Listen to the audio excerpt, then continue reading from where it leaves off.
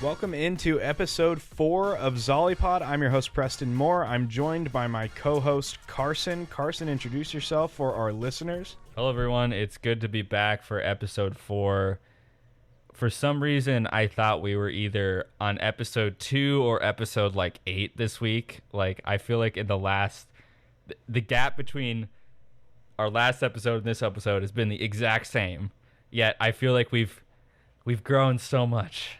Since we have we've talked about a lot of good stuff. I think that the first couple episodes have been a lot of fun. I can personally speak for myself when I say that. I've loved talking to our guests that we've had on. We don't have a guest today, unfortunately. That being said, we are lining up a guest for the next episode. We worked really hard to get one on this episode, but couldn't get one quite in time before we recorded, but we'll have one soon, hopefully, ideally on that next episode. But today, just me and Carson. If you're not sick of our voices, hopefully you're not. If you're listening to this podcast, then you're probably not sick of our voices. And if you're listening to this podcast, you know where you can go listen to our first 3 episodes, and I hope you go do that because we've had a lot of great conversations with a lot of really cool people so far. We've had 2 guests on so far. Looking forward to having more and talking about all different kinds of things, movies. Today, Carson, I want to talk a little bit about our topic. Will you introduce us to this topic? Because it's a very interesting one to me, and it's one that is even more interesting to you because it was your idea that we record an episode over this. Yeah, first, let me partially shout out my friend Emma, a fellow Swiftie, Harry Potter fan, Canadian. Any of y'all Canadian out there, go follow her on Instagram. We'll plug it in the things about Emma. The 3 core things you need to know. It's true. Harry Potter fan and Canadian. She sent me a TikTok saying, "Oh my gosh, did you see this Taylor Swift deal?" And everything happening with the strikes. And in general, we just passed Labor Day, meaning the summer movie season is pretty much over. So now we can kind of look back and see, well, what happened, what worked, what didn't, and what does it all mean in terms of this current moment for moviegoing in general. We got back from the pandemic. 2021 was a pretty slow year, a rebuilding year. 2022, we had, some sort of keystone major hits in Top Gun Maverick, Avatar: The Way of Water, and a lot of other medium-sized movies, sort of paving the way back to people making a habit of going to the movies. And this year, of course, as our first episode dives into, Barbenheimer was the phenomenon of the summer, but I feel like there's a lot more under the hood of the summer that we can dig into.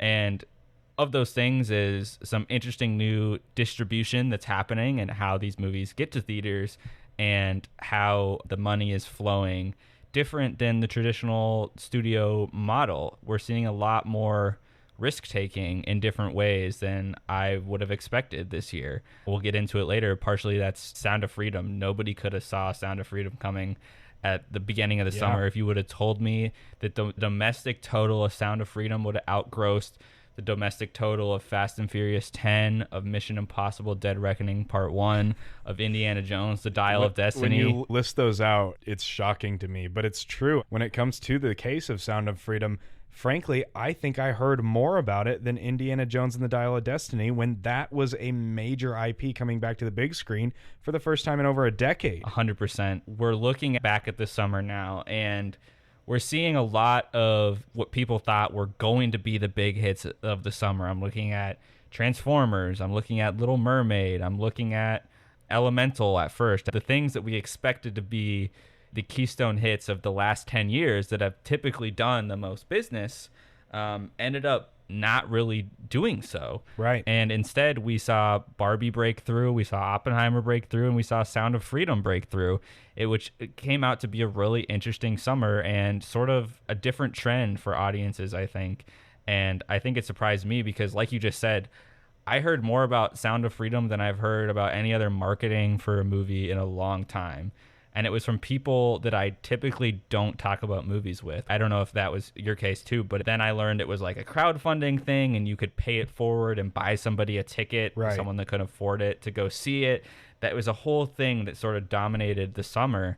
So we'll get into that in more detail. But first, I just want to ask you about some of the wins and misses of this summer, some things that surprised you. I know I just brought up Little Mermaid, but I think that's worth noting again. Mm-hmm. I thought this was going to be a $1.2 billion movie at the beginning of the summer. I know we've had numerous arguments in the group chat of, oh, you guys are so dumb. Little Mermaid's going 1.5 billion. It's more popular than The Lion King. Y'all just wait. It's one of the most iconic golden 90s, early 90s era Disney films. Right.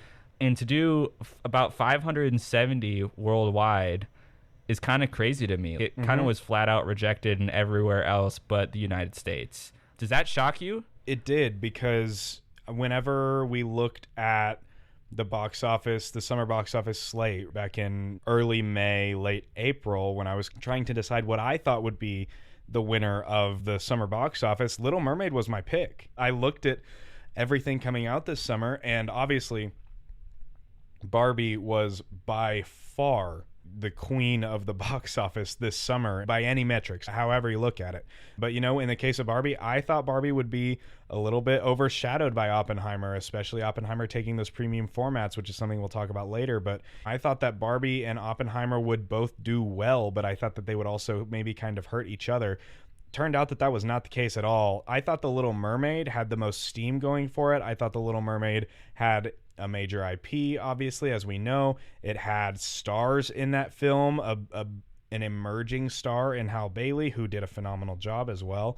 And even beyond that, you could even say, well, there was the social drama about it with the casting of a Black Little Mermaid, and that was something that a lot of people had a lot of very strong opinions for, and I thought that would translate into more people seeing the movie, more people talking about the movie, obviously, on social media. And it flopped. It was one of those movies that this summer we thought would do well and didn't. And you mentioned the other ones. Indiana Jones and the Dial of Destiny is a huge one for me. That's a huge IP that really just did not take off the way that I think Lucasfilm wanted it to. Mission Impossible Dead Reckoning Part 1, that was shocking too, because just 1 year ago we had Top Gun Maverick, which shattered records and is the movie that we all kind of assumed to be the one that brought theaters back, the one that brought the box office back. We could say, well, Christopher Nolan released Tenet in 2020, and then there was Spider-Man No Way Home in December 2021, but it was Top Gun Maverick that really, really made it clear that people still want to go to the movies. So then obviously it's a different franchise, but it's still Tom Cruise, and Dead Reckoning Part 1 did not do well. And a lot of that is because of the fact that it only had a couple days in those premium formats before other movies took over. Elemental is another one you mentioned. I think these Disney movies, Encanto benefited from the same way in that longer theatrical run, leaving it out there a long time. Word of mouth spreads very quickly when it comes to children's movies, I think, in particular. But you also look at Fast 10. I don't even know how to say it. As you know, the Fast and Furious franchise is not necessarily my expertise. And then the biggest one for me, and I think the biggest one for Warner Brothers, is The Flash. Because there were campaigns by Hollywood regulars, Hollywood stars. Tom Cruise, again, came out and said it's a great movie. You had James Gunn, who actually directed the number 3 movie of the domestic box office this summer, Guardians of the Galaxy 3. He came out and said The Flash was one of the best superhero movies he'd ever seen. So there was a lot of hype surrounding that movie, and then it came out and people didn't care. It didn't matter that Michael Keaton was back as Batman. It didn't matter that it was going to reset this DC universe. It didn't matter that they were going to have cameos galore from all different sorts of eras of DC. People did not care about that movie one bit, and it really surprised me. I didn't think it would do as well as some people projected it to, but I certainly did not expect the flop that it was. So it's been a really interesting summer, and once again, kind of like you mentioned, I think that there are these quote-unquote original hits that are beginning to be a little bit more sought after by the general audience. Barbie and Oppenheimer are, well, Barbie's a major popular IP, obviously, but it's not a sequel. It's not a remake. It's a new idea. And frankly, Barbie was extremely... It was subversive against its own idea, too, yes, which I think is interesting. Yes, and obviously Oppenheimer is an R-rated talkie that goes for 3 hours long of mostly just people talking in a room. There's very little action in Oppenheimer. Not what we're used to from Christopher Nolan, and that did a phenomenal job at the box office. And again, you think about the Super Mario Brothers movie, the other top-grossing movie of the year. Again, major IP, sure. Worldwide known, definitely. But it's not a sequel. It's not a remake. It's a new thing on its own. It's starting something new. And that can be said for a lot of those movies. And it does sort of feel like there's beginning to become a little bit of fatigue in some aspects of some of these movies. I think that Guardians of the Galaxy Volume 3 is a pretty big tell. I mentioned it's the third highest ranked of the domestic box office this summer, but that being said, Guardians of the Galaxy Volume 3 did not make as much as 1 or 2. And that's interesting to me because I thought it was just as good, if not better, than 1 or 2. But I think people are sort of beginning to get a little fatigued by Marvel. They're beginning to get a little fatigued by remakes. You think of The Little Mermaid as one, or they're getting fatigued by sequels as well in terms of Transformers, Mission Impossible, Indiana Jones, Fast 10. I mean, people want to see original things or new things now, and it's beginning to become a trend in Hollywood. Yeah, and I want to bring up a couple things. This quote here from Richard Linklater, famous director of Before Sunrise, Boyhood, and other movies. And he was at the Venice Film Festival, or whatever festival is happening right now. And it got me thinking a little bit about, and I've sort of suspected this a little bit just from watching my taste in movies sort of change. You know, at first I was interested in The Flash, and then I really wasn't. I didn't end up seeing it. And, you know, I would say 5 or 6 years ago, I would have seen that movie no matter what. I would have seen it opening night. I would have seen it maybe multiple times. Because of the cultural moment, and even though that may have just been specifically for, you know, people like 16 or like, you know, 12 to 24 or whatever, I still would have went. And what I think we're seeing is sort of audiences grow out of the sort of teenage comic book movie. Right. And specifically, think about our generation. We were the peak Marvel generation, you know, maybe seeing Iron Man in theaters for the first time, and then growing up through our teenage years all the way up to the culmination of Endgame. Mm-hmm. Now we're past that. We're adults, and I feel like tastes are changing. And on the flip side of that, we have young people who may or may not be interested in the movie theater thing. There's a lot more going on in their lives than even we had going in our lives. And that brings me to this Richard Linklater quote. He was asked about, how do you view the current state of American movie making coming out of the pandemic? And do you even think that your sort of indie career pipeline of making indie movies and becoming a famous director is even possible? And one of the things he said is, quote, "Some really intelligent, passionate, good citizens just don't have the same need for literature and movies anymore. It doesn't occupy the same space in the brain. I think that's just how we've given our lives over largely to this thing that depletes our need for curating and filling ourselves up with meaning from art and fictional worlds. That need has been filled up by, let's face it, in advanced delivery systems for advertising. It's sad, but what can you do?" And I think he's absolutely right. Yeah. And think about the rise of even video games, of everything else that a kid who's 12 years old right now has access to. Mm-hmm. Movies aren't necessarily the forefront of their cultural thing. And that's why we're seeing, when they do go see movies, it's when the social media moment takes off. It's the Barbenheimer, it's the Megan, it's the Gentle Minions from last summer. Right. There has to be an X factor. There has to be an event. There has to be a unique secondary experience to it. And as an old soul movie lover, I could say how sad that is, but I think this summer is truly the litmus test of that. And I just wanted to bring that up with something like The Flash and sort of the end of the DC era going into the complete reboot. And also Marvel in a really weird place right now. Guardians of the Galaxy Volume 3 was kind of my swan song. I'm okay if that's like my last Marvel movie. Like, honestly, Same. It's just an interesting time. And so that's one of the reasons I wanted to just bring up this topic. Well, and you bring up an interesting point in that there does have to be that X factor. Barbenheimer was such a cultural moment on social media. It was a moment for everyone. Frankly, the memes that came out of it were such a big deal. And it had people wanting to go see the movies. Obviously, it was a big deal because both movies ended up being generally pretty well received, and most people thought they were pretty good, critics and audiences alike.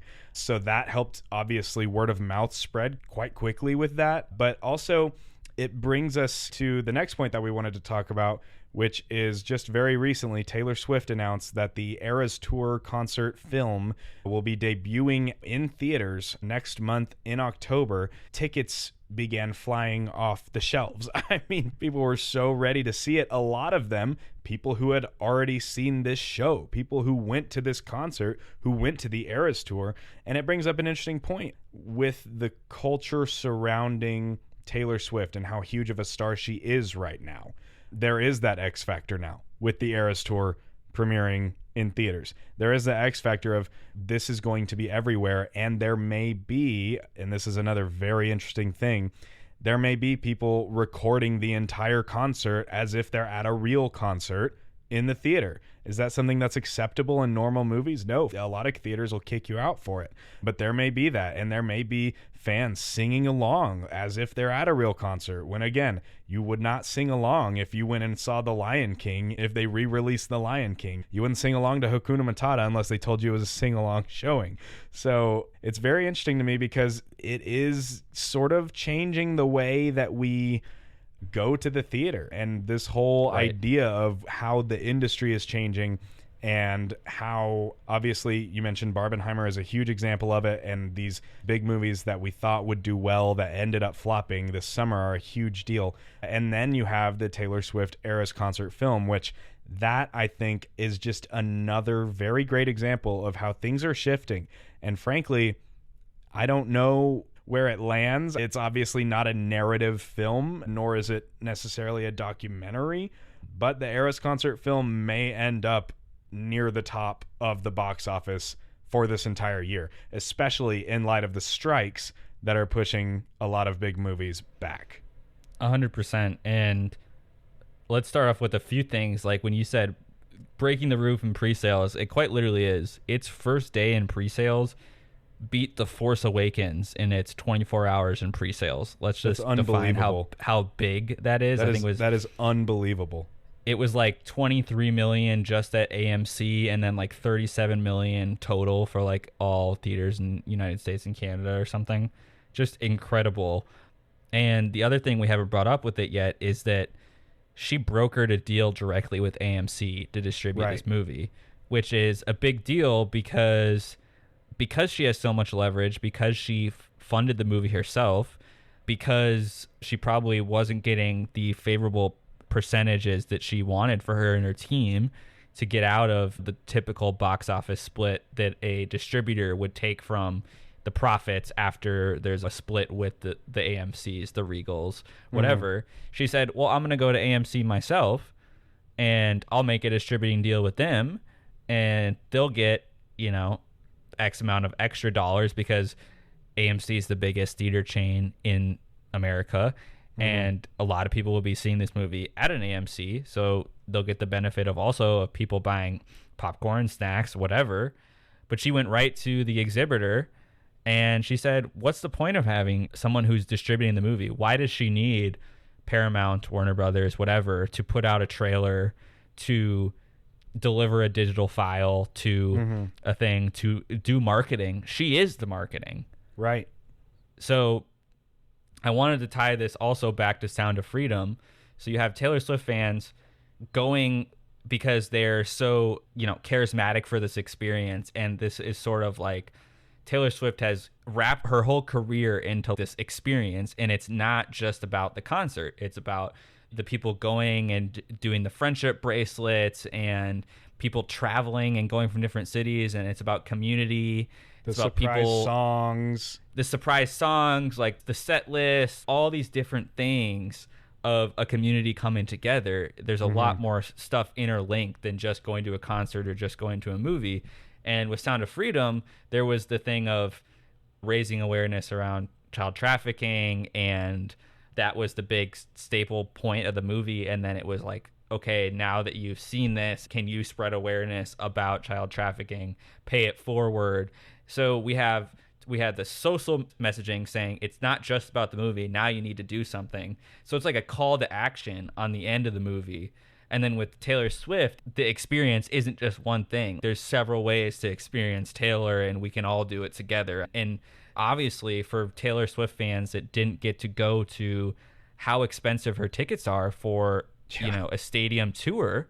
Frankly, I'm one of them. I'm hoping I get to go. I've said multiple times I want to see this show. I think that the production value alone sounds really cool. I don't consider myself like a Swiftie, but I wanted to see the show. I like her music a lot, and I don't know. I'm kind of hoping I get to go to the movie, but at the same time, I don't know that I want to go to the movie and sing along, if that makes sense. And that leads into the other point that we wanted to talk about in terms of these unique events coming to theaters is how do we treat them? How do we treat them the way that we treat them the way we'd treat a regular movie? No phones out, no talking, stay quiet. That's the way that people want to treat a regular movie. That sort of movie theater etiquette has kind of been dying a little bit, where people will pull their phones out and record in the middle of a movie. It's not uncommon at all for people to do that, to make a TikTok or whatever. And that's what a lot of people would say is push them away from theaters a little bit. It's like, well, why would I go when other people are talking and I can watch on my couch and there won't be distractions other than whatever distractions I put on myself? Or I can watch on my couch and I can get on my phone there when the theaters don't want me to. And I won't have the guilt of somebody thinking that it's wrong for me to be on my phone. Of course, I have traditional thoughts on that. Don't go on your phone in the movie theater if you're going. No, I think you and I are both the same way in that regard. But that's not the point of this conversation. The point that we're trying to make of this conversation is it's undeniable that the theatrical experience is broadening. There's been some experiments with TV being played in theaters, football games being played in theaters, esports tournaments being played at theaters.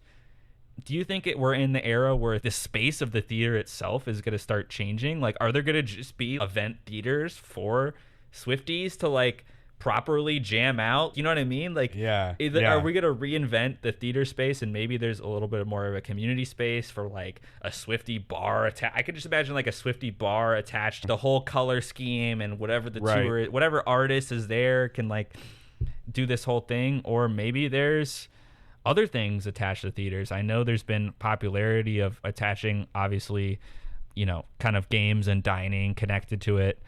Stuff like that. The dine-in experience has become very popular in terms of the date night theater experience. There's a lot of stuff changing. Do these things belong in regular theaters, or what gives here? I don't know. That's the biggest deal. You mentioned the football thing, and that was really interesting. AMC, 2 NFL football seasons ago, they cut a deal with the NFL to play 2 or 3 games every Sunday in their theaters. They dedicated one theater to playing football all day.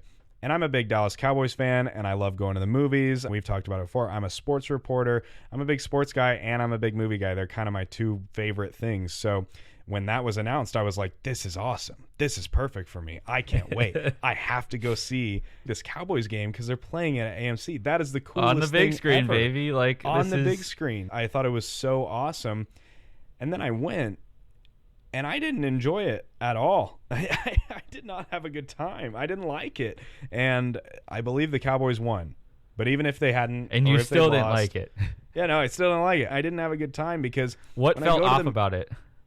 When I go to the movie theater, this is a personal thing, but it's a big reason why I love going to the movies, is I get that hour and a half, 2 hours, 3 hours in the case of Oppenheimer, however long the movie is, I get that time where I get to free myself of these distractions, where I get to put my phone away, where I get to say, I am going to give all of my attention to this one thing. I want to go on a journey with these characters. I want to watch this story play out. Even if I don't like the movie, it doesn't matter. I just have this time where I want to be transported and have that escapism aspect prevalent.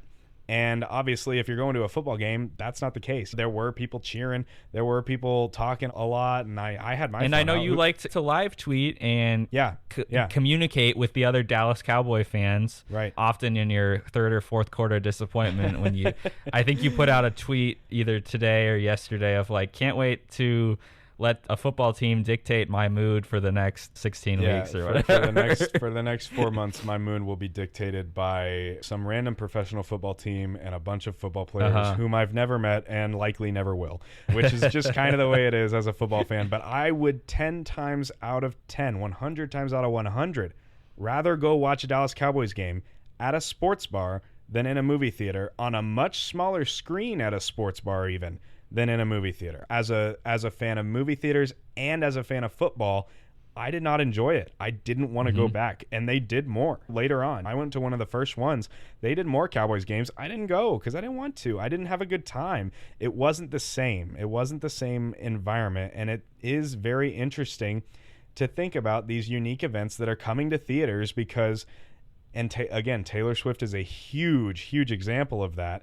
At my theater, when I saw the Dallas Cowboys game, it was not full. It didn't have a whole lot of people in it. It was one of their smaller theaters also at the AMC that I went to. And there were people who would cheer after a good play or whatever. That happened, but it wasn't super prevalent. When I think about this Taylor Swift thing, I'm thinking, what if someone is right next door watching Oppenheimer, which is, for all intents and purposes, outside of obviously the one big moment, a pretty quiet movie. It's people talking. If someone's right next door in the theater watching a quieter movie and there's literally 50, if not 100, screaming Swifties in the theater right next to me, what does that do to the theater experience? What does that do for theaters as a whole? It's a very interesting thing because at the same time, when I think about going to a concert, yeah, I want to sing along, you know? Right. That makes sense to me. I don't even blame fans for going and singing and having a good time and treating it as if it were a concert. Pull your phone out. I don't really blame them. I don't think that that's the way that I would do it. But if I were a huge, huge Taylor Swift fan who... Yeah, it's probably how I would engage with it. Like, yeah, you can't blame them at all for that. So it's a very interesting thing. And the theater experience is changing. There are new events being brought to the theater experience. Yeah, and I think to circle back to the thing you said about like what's sacred, honestly, is probably why we agree on a lot of movie stuff and why we ended up doing podcasts together. Is we get that same sort of euphoric feeling of going to the movies and unplugging and giving something 2 hours of our undivided attention, right? Which I think is so rare and not necessarily... In this day and age, when TikToks are 10 seconds long and you're scrolling down social media and people just read the headline of an article and move on, when attention spans have become so short, to give, again, I keep bringing up Oppenheimer, but it's a good example for a lot of these things. To give Oppenheimer 3 hours of your undivided attention, it is a rare experience in this day and age for a lot of people. And going into the Oppenheimer IMAX premium screens, I think we saw that people said with their wallets, like, this is cool enough for me to go to and sit for 3 hours because it is an experience. It is that good to watch an IMAX, and I feel like I am immersed in a way that is different than anywhere else that I could consume this phenomenon, this movie, with or without Barbie. I think that's a positive thing, and I think that bodes well for more original. You could argue that Christopher Nolan's an IP in and of itself. He's one of the most successful directors of all time, in and outside of Batman. He's got some of the biggest original blockbusters of all time in Inception, Interstellar, of course, Dunkirk, and now Oppenheimer. And now Oppenheimer. But those are very different movies, all of them. And so I think what we'll ultimately see is there will still be a place for the 3 hour original biopic. There will be a place for crazy action in IMAX, and there will be a place for a subversive Barbie movie that talks about the roles of everybody in society and how we've sort of articulated our place on Earth. As crazy as that sounds for a Barbie movie like 5 months ago, if you would have asked me about it. But anyways, I think there will be a place for all of it in theaters. I don't know what the future of the actual infrastructure of theaters will be. Will they all be IMAX screens? Will they all be Taylor Swift bars with different areas for Taylor Swift people to hang out and different fans of bands from the 80s to form fan clubs? And then at the same time, we're comparing this to sort of the fatigue of the superhero genre and that falling off, and that fandom probably being more diluted than ever. If I think about the power of superhero fandom versus the power of Taylor Swift fandom right now, the sense of community between those is so different, I would say. The community of Taylor Swift fans, of Swifties, is arguably the strongest there is, whether in person or online at this point in time. And again, you mentioned that superhero fandom definitely has changed in a lot of ways. And one thing that I do want to talk about, because we have these unique events coming to theaters, and that happened a lot during COVID, right? During the pandemic. To bring people back. The $5 movie ticket. We're going to play Empire Strikes Back. We're going to play The Goonies. We're going to play your mom, your dad's, and your favorite movie. And we'll let you rent out a theater for $100, and we've got a list of 20 movies you can pick from. Oh, good point. I totally forgot about that. That's still going on in a lot of my theaters, renting out full movie theaters. It is. That was something that the pandemic kind of necessitated. That's where the NFL games going in theaters came from. The theater industry needed something to bring people back to the movies at that time. What we've seen now is that people are going to go to the movies regardless. We've seen, obviously, streaming services are starting to put their movies in theaters more often now. Apple and Amazon and even Netflix has done it as well. To me, that's really interesting, because that's a total reversal of the original idea behind what a streaming service is as a concept. Yep. And now with these unique events, when it comes to the strike, is that going to necessitate more unique events, more Taylor Swift-esque type things, more things similar to this concert film when we do have the strike that is ongoing and really isn't going to change? It's going to wreak havoc on the fall schedule. It's not just Dune already that's has move at this point. Yep. Already has. Dune has moved. Other movies have moved. There will be more that move because there's no deal in the foreseeable future. And ultimately, we're not back to 2019 levels of movie going. But at the same time, we're back to a healthy point. Like you said, people want to go to the movies. They are going to the movies. Theaters still matter because they cut through culture more than a lot of other forms of distribution can right now. Yeah. And combined with social media, combined with still marketing still works to an extent. It's just a matter of spending $1 bajillion to cut through culture and doing it in an interesting way. Getting to that point still makes a difference. And that's why I think, going back to the streamers, you're seeing Apple and Amazon now pledging billions of dollars to put high budget movies in theaters. It's not just a battle for getting people to see your movie. It's a battle for attention. And that's what this boils down to. There's a lot more competition for attention. And so this whole eventizing, differing the experience, making it something that's not just the movie is the name of the game now, because you're competing with so much more than you used to be. There's no monoculture anymore of a continuous stream of movies just being people's main source of major pop culture. Yeah, you mentioned Amazon and Apple pledging billions of dollars to put their streaming services movies in theaters. That before is they show up on the streaming service. And when you think about that, the entire point of a streaming service is that I have this movie in my home. I can pay a monthly fee, and I can have a catalog of movies in my home. And then streaming services started to do original films a little bit more. Netflix started as a company that just mailed DVDs to people that they could watch for a limited amount of time, and then you send them back. I think a lot of people maybe don't remember that Netflix started that way. Personally, I remember when a Netflix disc would come in the mail when I was a little kid, and I just thought it was the coolest thing. I was like, we have this movie for a little bit of time. The Netflix people sent it to us, and we're going to send it back to them. I just thought it was such a cool idea.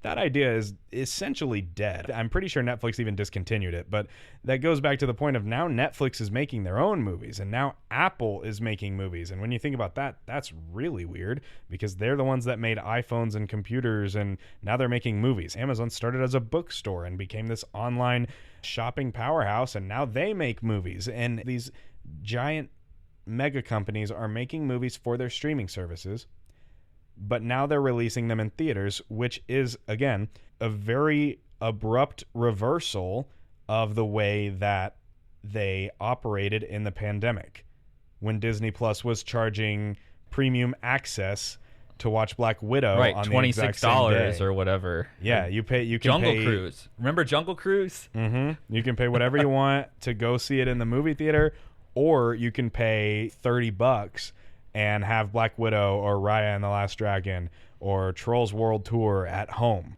Or even HBO Max was a big deal whenever they released day and date when they started that with Wonder Woman 1984. They blew up the industry overnight. Yeah. It changed everything.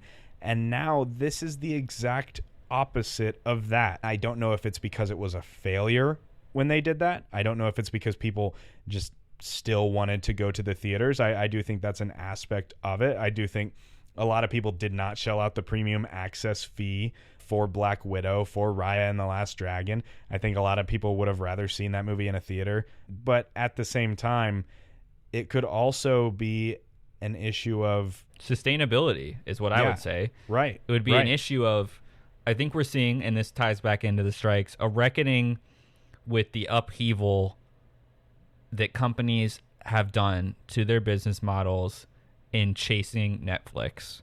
Yep. I thought about this the other day. Think about the life cycle of a movie you really loved. Let's just take, even in like 2009, I'll take the original Avatar. You went to see that movie in theaters. Maybe you saw it once or twice because it was a really big movie. Then you waited a little bit and you probably rented it because you wanted to show somebody else who didn't go. I mean, there weren't a lot of people that didn't go see it, but case in point, you rented it. Then the Blu-ray came out and you're like, oh my gosh, I got to get the Blu-ray. That right there is probably 6 months worth of streaming cost for one spending on one movie. So think about how much streaming undercut the value on single titles that was put by everyday people. So it was no longer the revenue from all those different things. Now there was a lot more dependence on getting subscribers or making all your movie in theaters because we've cut off all the other revenue streams in lieu of trying to get people to subscribe to our service. That's what we want. Well, everybody needs to eat. It sounds stupid to say, but when we're at this moment of all these CEOs and everybody trying to make as much money as possible, but squeeze the industry that's worked mechanically the same for 100 years. Yeah. And now in the last time. 20 has absolutely been changing faster than anything has in the last 80 years. This is what happens. Yep. I don't say that as a rant or a positive thing. It's more of just an observation of why they would go back to theaters is because they broke a good thing in a lot of ways. Yeah. And now they need it more than ever. And I think people will reward good movies, good storytelling, and relevant filmmakers and their passion for the craft when it's put into theaters. And that sounds simple, right? It's not that simple, but when Greta Gerwig makes a great movie, people show up. When Christopher Nolan makes a great movie, people show up. I think Taylor Swift is going to become a filmmaker. I didn't even think about this. She has a deal with Searchlight to make her first feature movie. I mean, she already made that short film. She directed that short film, the music video, and I think she's actively said she wants to get into filmmaking. It's awesome and unexpected, and I hope she inspires a million other filmmakers. Absolutely. I think with all these changes, I hope that is like opening the door just for more people to just throw ideas at the wall and figure out and express themselves creatively and let more good art get through. And I think we're seeing that with the reckoning of the studios. People are going to reward more original things, I hope, and we're seeing a moment where you can't just keep shoveling the same stuff towards us because we see through your BS, essentially. Like, we're going to get tired of it, and when I watch Thor: Love and Thunder, I'm seeing the exact same movie reskinned with different characters. I've seen it a million times before in a million other movies from the exact same franchise. I think that there is potential to make an entire episode off of the way that these streaming services are now going into theatrical. I think there's a way to make an entire episode off of what did Barbenheimer inspire and how is that going to change things. And when you take that into account with the same time that The Flash flopped and Guardians of the Galaxy Volume 3 relatively underperformed compared to its predecessors.